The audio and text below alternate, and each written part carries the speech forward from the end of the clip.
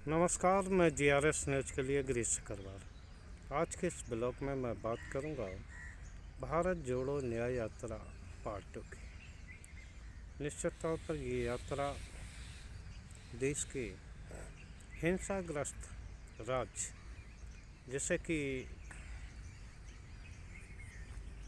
केंद्रीय सत्ता अपने नाम में उसका उल्लेख भी नहीं करना चाहता, मणिपुर से शुरू हो और दक्षिण भारत के राज्यों में होती है।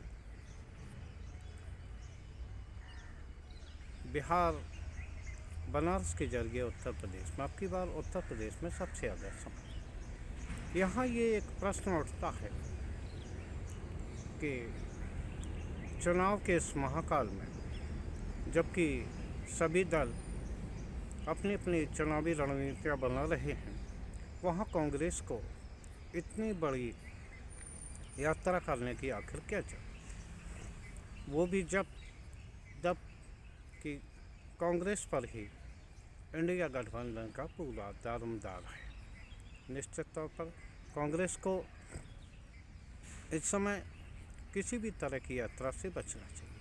अपना पूरा ध्यान सीट शेयरिंग और गठबंधन को मजबूत करने, रैलियां, साझा रैलियां करने, जिसमें कि इंडिया गठबंधन के लोग शामिल हैं। आप सभी लोगों को ध्यान होगा कि पहले भी विधानसभा चुनाव के दौरान जब 5 राज्यों के चुनाव थे, उस समय भी इंडिया गठबंधन की बैठक में ये तय हुआ था कि अब साझा रैलियां होंगी। हालांकि वहाँ पूर्व मुख्यमंत्री मध्य प्रदेश के कमलनाथ के बयान के बाद ये रैलियां कैंसिल कर दी गई, क्योंकि उनको ये लगता था कि साझा रैलियों से संभवतः कांग्रेस की चुनावी रणनीति पर असर हो।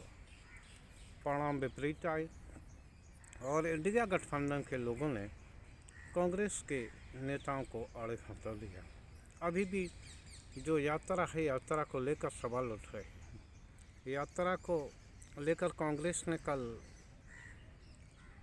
एक प्रेस वार्ता की, जिसमें उन्होंने बताया कि आखिर उन्हें इस यात्रा की आवश्यकता क्यों पड़ी। उन्होंने कहा कि सदन में विपक्ष की आवाज़ को दबाया जा रहा है और विपक्ष की सांसदों को गलत तरीके से बहुमत के दल पर उनकी आवाज़ को दबाने के लिए उन्हें सदन से निष्कासित किया जाता है। मणिपुर राज्य का विशेष तौर पर उन्होंने उल्लेख किया कि वहाँ प्रधानमंत्री अन्य जगह तो फ़ोटो खिंचाने जाते हैं, लेकिन मणिपुर में वो नहीं जाते। इस प्रकार से उन्होंने ये कहा कि आम जनता के बीच में जाकर हम सत्ता दल की नाकामियों को उजागर करेंगे और वहाँ उन जनता को जागरूक करेंगे। निश्चित तौर पर यात्रा का अपने देश में एक विशद इतिहास रहा। इस यात्रा के बल पर ही मनीषियों और हमारे धर्म गुरुओं ने निश्चित तौर पर जनता को जागरूक किया। लेकिन इस समय जो विपक्ष का मुकाबला है, वो एक ऐसी पार्टी से है जो 24 घंटे और 7 दिन चुनावी मोड में ही रहती है। यानी कि उसे ऐसे दल से टकराना है जो कि चुनावी रणनीति में और पैसे के बल पर और अपने कार्यकर्ताओं के मजबूत संगठन के सहारे वो चुनावी मैदान में है। वहीं विपक्ष अभी तक ऐसी कोई रणनीति नहीं बना सका है। केवल ये किताबी बातें हो रही हैं कि 1 बाय 1 इलेक्शन लड़ेगी। निश्चित तौर पर इसका खाका अभी तक नहीं खिंच सका है, क्योंकि जैसे कि राज्यों से संकेत मिल रहे हैं, वहाँ ऐसा लगता है कि कांग्रेस को बलिदान देना पड़ेगा। जहाँ क्षेत्रीय छत्र मजबूत हैं, वहाँ निश्चित तौर पर कांग्रेस के लिए कोई स्पेस नहीं होगा।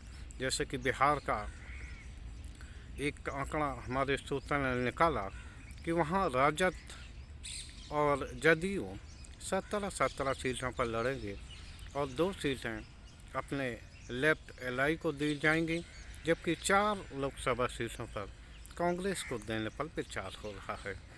इसी प्रकार महाराष्ट्र में भी सबसे ज़्यादा हिस्सा शिवसेना उद्धव गुट और शरद पवार के मत बटने वाला है। कांग्रेस को वहाँ से भी कम सीटें दिए जाने की संभावना पर बल है। निश्चित तौर पर कांग्रेस को ही बलिदान करना होगा। अगर कांग्रेस कोई ठोस रणनीति नहीं बनाती तो निश्चित तौर पर उसके सामने संकट आने ही वाला है। इस समय मेरे लिहाज से यात्रा की कोई आवश्यकता नहीं थी। कांग्रेस का पूरा संगठन और कांग्रेस के नेता अपने संगठन को मजबूत करने के लिए राज्य स्तरीय बैठक करते और जगह जगह सीट शेयरिंग का फार्मूला तय करके आम जनता के बीच इंडिया गठबंधन की सामूहिक रैलियां की जाती तो शायद ज़्यादा अच्छा रहता। लेकिन हर दल को अपनी रणनीति तय करने और अपने संगठन को बढ़ाने का अधिकार है। कांग्रेस संभवतः इसी विचारधारा को लेकर, इसी योजना को लेकर समाज के बीच, आम जनता के बीच जा रही है। जो कि इसे कितना फ़ायदा पहुंचाएगा ये भविष्य में देखने की बात हुई। लेकिन जिस तरह से कांग्रेस निरंतर सत्ता में रहने के बावजूद आप आम जनता से खुद का जुड़ाव नहीं कर पा रही है, उससे नहीं लगता है कि इस तरह की कोई यात्रा का प्रभाव आम जनता पर पड़े। इस समय ज़रूरी था कि नरेंद्र मोदी की काट और सत्ताधारी एनडीए के खिलाफ इंडिया गठबंधन कोई साझा कार्यक्रम रख के आम जनता के समक्ष आता, जिससे कि आम जनता में ये विश्वास होता कि वो अगर मोदी को हटाकर इंडिया गठबंधन को लाएं तो क्या फ़ायदा और क्या नुकसान होने वाला है। आज दिल्ली में भी कांग्रेस ने अपने प्रदेश अध्यक्षों और पूरे देश के लोगों की बैठक बुलाई है। गठबंधन समिति की बैठक है जिसमें ये तय होगा कि कांग्रेस को विभिन्न प्रदेशों में कितनी सीटों पर लड़ना चाहिए और सभी जिम्मेदारों से ये कहा गया कि वो पूरे आंकड़े के साथ आएँ। खैर, मैंने अपने अनुसार मैं स्पष्ट कर दूँ, हर राजनीतिक दल को अपनी योजना, अपने संगठन को बताने का अधिकार है।